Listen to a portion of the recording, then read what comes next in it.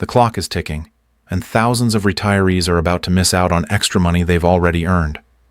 Right now, there's a little-known opportunity that could put an additional $2,000 into the pockets of eligible Social Security recipients, but only if you know exactly what to do before time runs out. Most people have no idea this exists. The Social Security Administration doesn't advertise it. Your financial advisor probably hasn't mentioned it, and it's buried deep in regulations that most folks will never read. But here's the truth. This isn't some gimmick or get-rich-quick scheme. This is real money, backed by federal law, and it's available to those who qualify and take action immediately. The problem?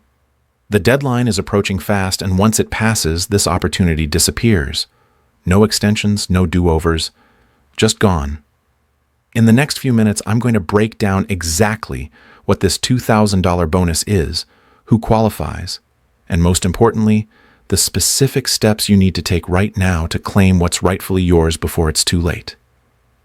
Let's get started. Let me be completely straight with you.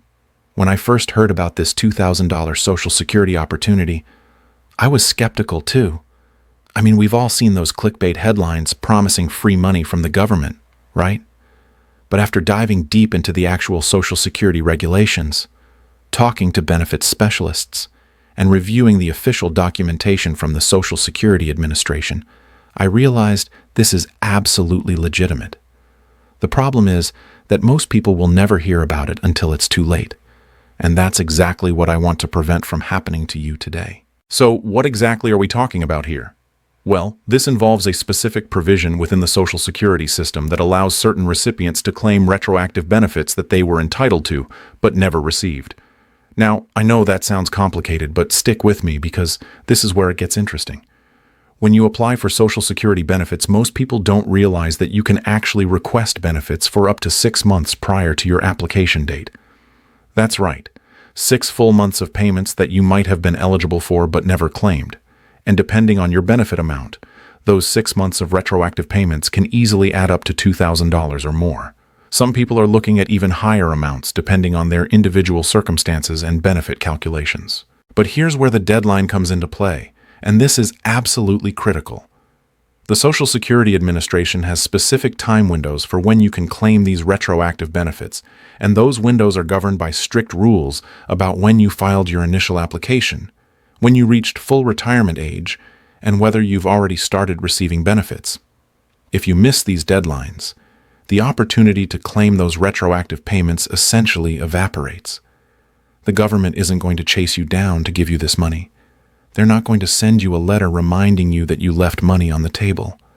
It's up to you to know about this opportunity and take action while you still can. Now let me walk you through how this actually works in real-world terms. Imagine you reached your full retirement age.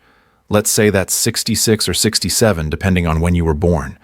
But you didn't immediately file for Social Security because you were still working, or you just didn't need the money yet, or maybe you simply didn't realize you could start claiming. Then, a few months later, you decide to file. At that point, when you submit your application, you have the option to request retroactive benefits for up to 6 months before your application date, as long as you had already reached full retirement age during that period.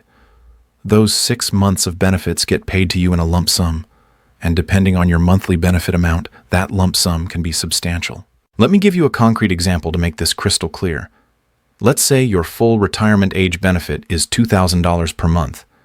You reached full retirement age in January, but you didn't file for benefits until July of the same year. That's 6 months where you were eligible but not collecting. When you file in July, you can request those retroactive payments going back to January. 6 months times $2,000 per month equals $12,000 in retroactive benefits paid to you in a lump sum. Now, not everyone's benefit amount is $2,000 per month. Yours might be higher or lower depending on your work history and earnings. But you can see how quickly these retroactive payments add up. Even if your monthly benefit is $1,500, 6 months of retroactive payments would give you $9,000. At $1,000 per month, you're still looking at $6,000 in retroactive benefits. But here's something that catches a lot of people off guard, and this is where the deadline becomes absolutely crucial. This retroactive payment opportunity isn't available to everyone in every situation. There are specific eligibility requirements and timing considerations that you need to understand. First, you generally need to have reached your full retirement age to claim the full 6 months of retroactive benefits. If you're filing for early retirement before your full retirement age, the retroactive rules work differently, and you might not be able to claim as much or any retroactive payment at all. Second, if you've already filed for benefits and you're currently receiving them, you can't go back later and claim retroactive payments for a period before you started receiving benefits. The time to claim these retroactive payments is when you're filing your initial application, not years down the road. This is why the deadline aspect of this is so important. If you're approaching your full retirement age or you've recently reached it and you haven't filed for Social Security yet, you're in the window of opportunity right now. But that window doesn't stay open forever. Every month that passes is another month where you could be eligible for benefits but not claiming them. And while you can request up to 6 months of retroactive payments, you can't go back further than that. So if you reached full retirement age a year ago, and you file today, you can only get 6 months of retroactive payments, not the full 12 months you were eligible for. Those other 6 months? That money is simply gone. You can never get it back. Now, there's another scenario that's affecting thousands of people right now, and this involves what's known as a restricted application or other claiming strategies that have changed over the years due to various pieces of legislation. Without getting too deep into the legal weeds, Congress has made several changes to Social Security rules over the past decade that closed certain loopholes and eliminated some claiming strategies that used to be available. However, some people who were born before certain cutoff dates were grandfathered into the old rules and still have access to strategies that are no longer available to younger retirees. If you were born before January 2nd, 1954, you might fall into this category, and there might be additional opportunities available to you that won't be available much longer. These opportunities often come with their own specific deadlines and windows of eligibility that are rapidly closing as this population ages. One of the most important things I want you to understand is that the Social Security Administration operates on very strict timelines and procedures. They're not trying to make things difficult. They're managing a massive system that serves millions of Americans. But the burden is on you to understand the rules and file correctly. Social Security representatives are generally helpful, but they're not financial advisors, and they're not going to sit down with you and strategize about how to maximize your benefits. They'll process your application based on what you request, but if you don't know to ask for retroactive benefits, they might not volunteer that information. I've heard countless stories from people who filed for Social Security and later discovered they could have claimed thousands of dollars in retroactive payments if only they had known to request them at the time of filing. So, what should you actually do if you think this might apply to you? The first step is to figure out your exact full retirement age. This isn't the same for everyone. If you were born in 1943 through 1954, your full retirement age is 66. If you were born in 1955, it's 66 and 2 months. The full retirement age gradually increases for people born in later years, eventually reaching 67 for anyone born in 1960 or later. You need to know your specific full retirement age, because that's the key date that determines your eligibility for retroactive benefits. Once you know that date, you can calculate whether you're currently within the window where retroactive benefits would apply. The next step is to estimate what your monthly Social Security benefit would be.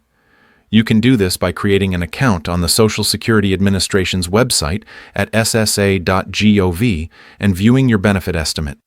This will show you what your monthly payment would be if you filed at different ages, including your full retirement age. Once you know your estimated monthly benefit, you can calculate what 6 months of retroactive payments would amount to. Multiply your monthly benefit by 6, and that gives you a ballpark figure of what you could receive as a lump sum retroactive payment. Now, here's where timing becomes everything. If you haven't filed for Social Security yet and you've already reached your full retirement age, you need to act quickly. Every month that goes by is another month of benefits you're not collecting. And remember, you can only go back 6 months. If you're currently 7 months past your full retirement age and you file today, you'll get 6 months of retroactive benefits.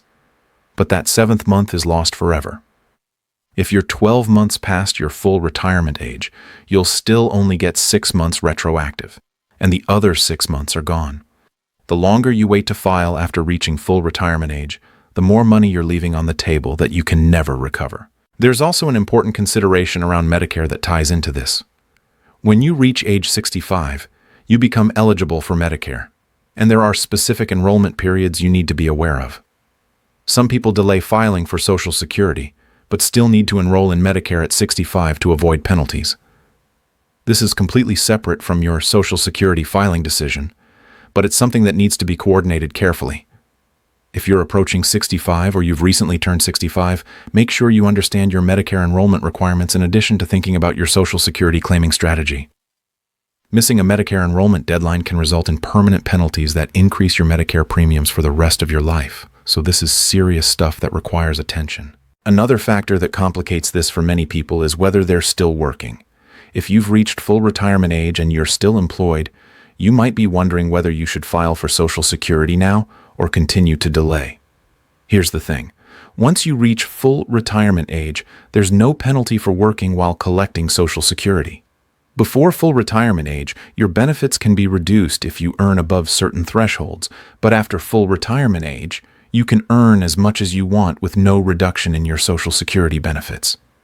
So if you've already reached full retirement age and you're still working, there's actually very little reason to delay filing unless you're specifically trying to increase your future benefit amount through delayed retirement credits, which is a different strategy altogether. Delayed retirement credits are worth mentioning because they're part of the calculation for some people.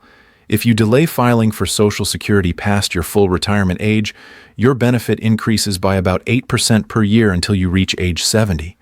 After 70, there's no additional benefit to delaying, so everyone should file by 70 at the latest. Some people strategically delay past full retirement age specifically to get those increased benefits. But here's the catch. If you're delaying to get the higher benefit, you're not eligible for retroactive payments. You can't have it both ways. You can't delay filing to increase your benefit and then also claim retroactive payments for the period you were delaying.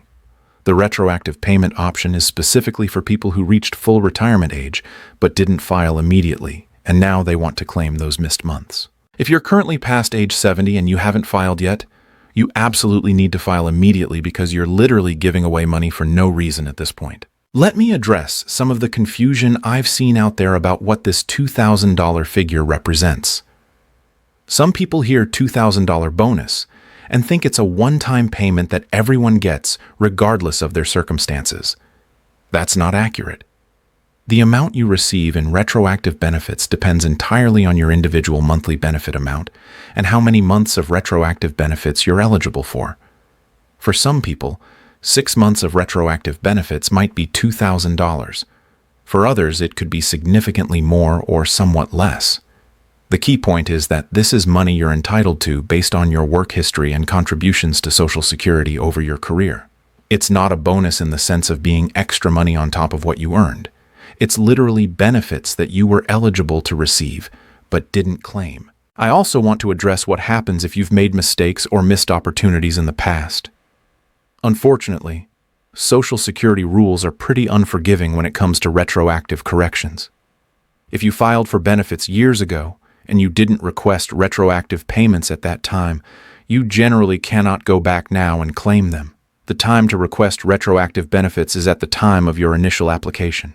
However, if you believe there was an error in how your benefits were calculated, or if you think you were given incorrect information by a Social Security representative that caused you to miss out on benefits you were entitled to, you do have appeal rights. The Social Security Administration has a formal appeals process, and you can request a reconsideration of decisions within certain timeframes. This isn't going to help you claim retroactive benefits that you simply didn't know to ask for, but if there was an actual error or you were given demonstrably wrong information, you might have recourse. The bottom line here is that knowledge is power when it comes to Social Security. The system is complex, the rules are detailed, and the deadlines are real. Nobody is going to hand you money you don't specifically ask for, even if you're entitled to it. You need to be proactive, you need to understand your options, and you need to act within the appropriate timeframes. If you're currently within that window where you've reached full retirement age but haven't filed yet, you have an opportunity right now to claim retroactive benefits that could amount to thousands of dollars. But that opportunity won't last forever, and every month you wait is potentially another month of benefits you'll never be able to recover.